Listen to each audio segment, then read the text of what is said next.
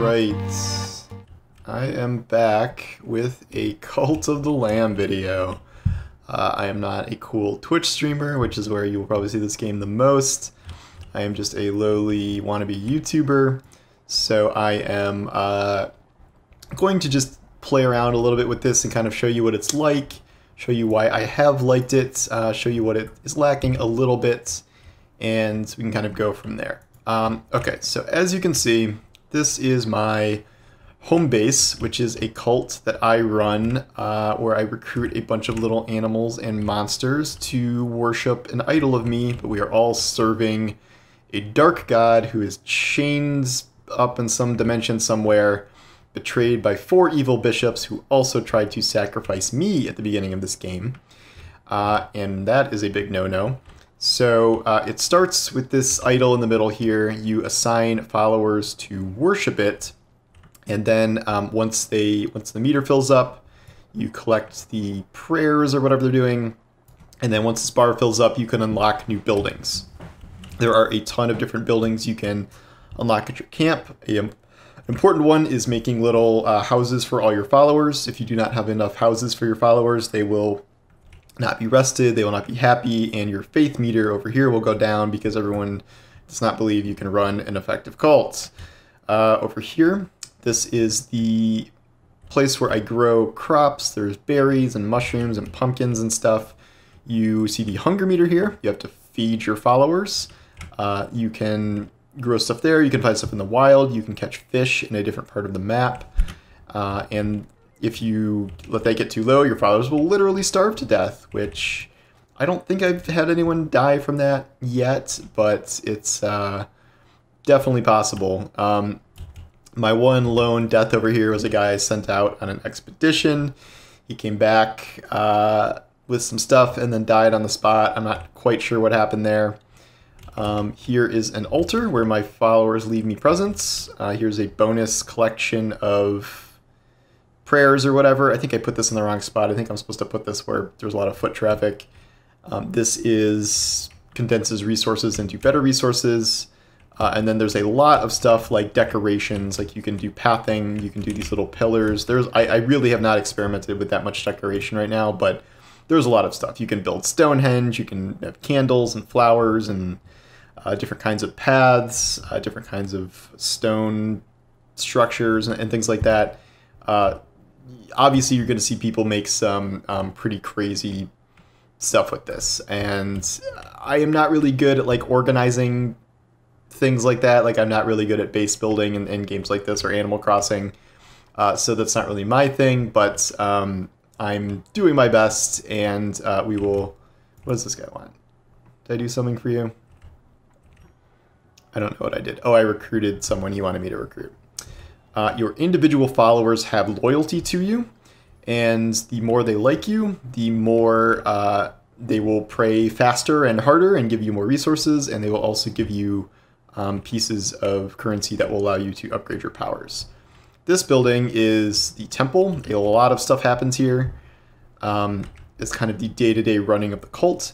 Every day you can preach a new sermon, which you assemble all of your little animals and things in here, and they will give you prayer powers. If you level up your prayer powers, this will unlock combat abilities for you out in the wild. And the higher level your followers are, the more prayers they will give you and the faster you will level. I didn't level up that time, but still useful. Still want to do that every day. This is what your followers end up giving you, where you can find that in that wild. It's a little tablet. This is called Making a New Doctrine. There are different categories of this, where there is sustenance, afterlife, work and worship, law and order, possessions. They all just kind of have to do with different aspects of the game, and then you get a choice in terms of which you want to do. Usually it's like an evil choice and a good choice, like you're more running a church than a cult, and then this is like, let's do some undead necromancer stuff. So this is new. You can bring a undead follower back to life, or you can perform a funeral to gain faith. I feel like I have enough stuff to gain faith, so I'm going to do ritual resurrection to see if I can bring one of my dead followers back to life. Maybe that guy who died on that expedition for me. I don't know if I have the resources to perform the ritual right now, but we will see. I don't think I do. So rituals are kind of one of the most funny things in this game. There's a bunch of these, but some of this is just like, oh, you get a bonus in resource generation. Others, this is a fight club where you have 2 of your followers fight to the death, and you can do a thumbs up or thumbs down as to whether or not you want them to actually follow through with murdering each other. You can ascend a follower where you take them into heaven. You can sacrifice a follower where you murder them and get power for your own abilities. I just sacrificed an elderly follower who I don't know what I was supposed to do with him. He's like getting old, he can't work. So this is one of the mean and cruel things. I guess I could have ascended him, but I really wanted that power. So these all cost bones. The reason I can't do these right now is because I spent all my bones. And bones you get from doing combat stuff out in the wild. And I guess I will go do that now. This is like a lumber mill. It's collecting resources for me. This is where I send people out on expeditions, but that didn't go so well last time. I feel like I do not have enough lumber. So this is like a percent of like how likely they are to succeed when I do send them somewhere. So if I want lumber, this guy's a 90% chance. Dude, can I only send my high-level guys? Is that how it works? Maybe not. Alright. Maybe I'll send someone I don't care about as much. 83% is a pretty good chance, right? Yeah, that's fine. Okay, so that guy's gonna go get me some lumber. We'll see how it goes. This guy's leveled up. They get their eyes glow and they have a little icon. So I'm slowly assembling another piece here. And these prayers rack up pretty fast. So I think I can collect enough here to do an upgrade and show you. Alright, so these are the different buildings. Lots of different things here.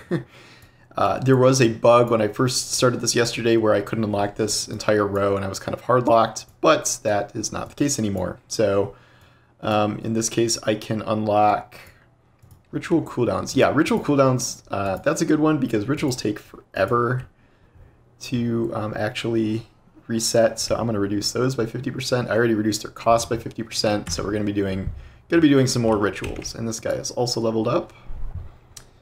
There is a cooldown on doctrine, so even though I got a new full piece of that, I cannot go make new doctrine. All right, that's enough faffing about in camp here. I'm going to go into the wilds and probably die on this expedition because I tend to die a good amount. Each of those doors represents the kingdom of one of the evil bishops that we're trying to kill. You will start with a specific kind of weapon and a specific kind of spell. My upgrades have gotten me some pretty powerful ones at this point. And then you will enter these maps and fight different kinds of monsters, and I am instantly hit. You have a limited life bar, so you got to be pretty careful here. Really, the only reason you will get hurt in this is from being impatient, and I am impatient frequently, so that happens quite a bit. What usually happens is like I'll make it through the map, but then I'm just not patient enough on the boss and will die. You can see me collecting bones along the way here as things go.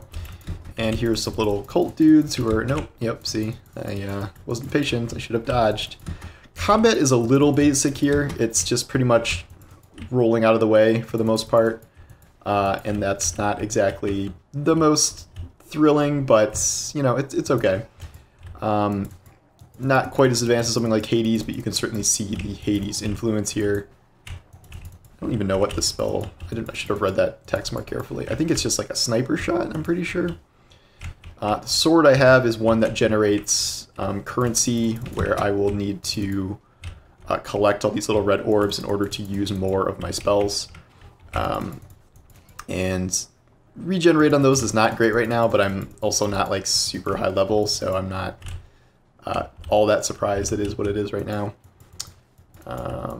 You can get resources if you chop through enough stuff here. Sometimes it won't always give you stuff, but there's a good amount of stuff here. Okay, so I'm actually going to go back because you can see the map is in the top corner here, and I'm trying to find dudes like this. This is the tarot card guy.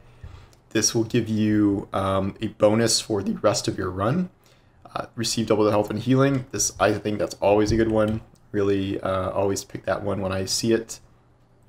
And you can, I've gotten like, I don't know, 5-6 tarot cards by the end of runs before.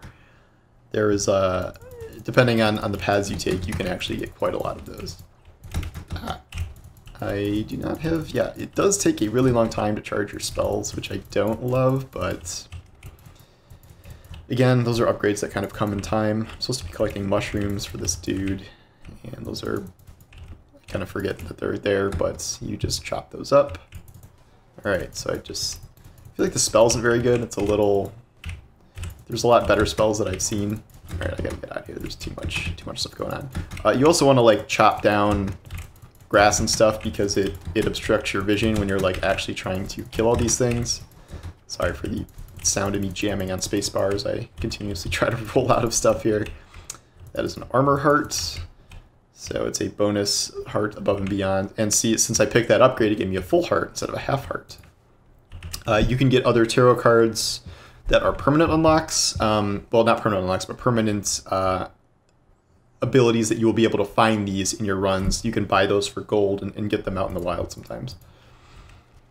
So that seems like a pretty good one. 10% chance on kill for a bonus heart. Now you have to pick your path in terms of where you want to go. I would like a new follower and wood, so I'm going to start going in this direction. This guy, what's he going to say? This is my first frog follower. What? He wants me to... Sure, whatever, man. But you're getting sacrificed because you're kind of a dick. We'll see what happens. So here's some bonus wood here. Always hack everything because you will probably be getting bonus resources from it. Alright. So these are not like combat areas. These are just like little resource collecting areas.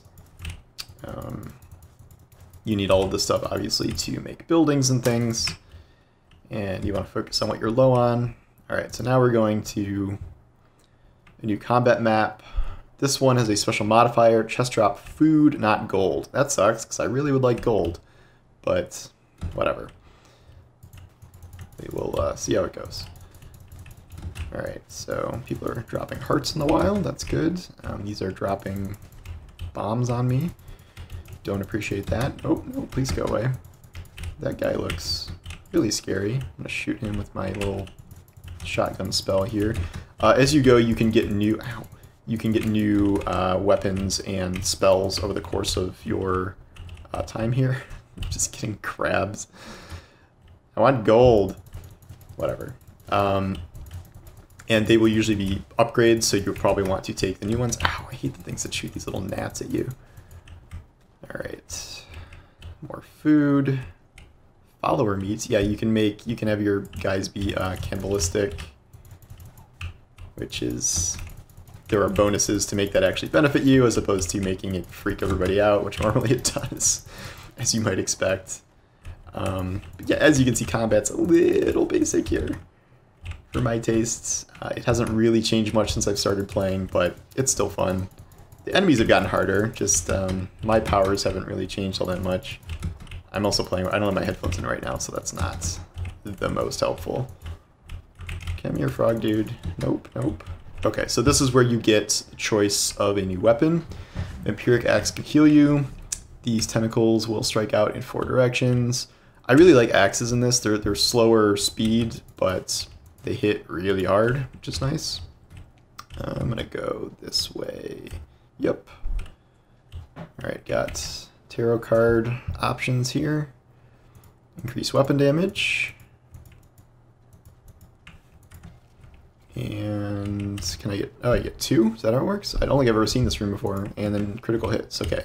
So between the axe and those 2 cards, that's pretty good. Pretty good start.